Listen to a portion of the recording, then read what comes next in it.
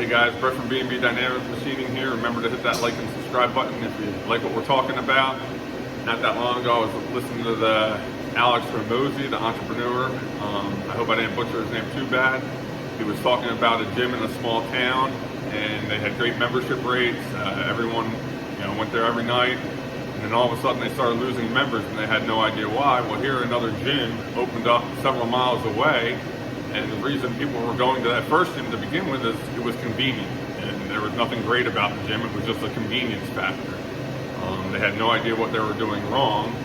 So B&B never wants to be convenient. That's not our motto. I mean, accurate parts on time.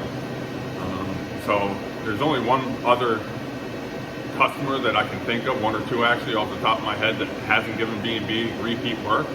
So I took Alex's advice and I actually reached out to him. I said, listen, as far as I'm concerned, we knocked that job out of the park, but maybe I'm missing something. Maybe there was something wrong. I'd appreciate any feedback, even if it's negative. The manager got back to me a little bit later. He's like, listen, I talked to inspection, I talked to assembly, everyone there, your parts were great. We'll try to start giving you more RFQs. Lo and behold, a couple weeks later, I already ran a little bit of the job, but I want to do a video real quick, so I took it out of the machine. So point of the story is know if you're doing something wrong. Don't be afraid to reach out to a customer if they haven't given you repeat work and find out why.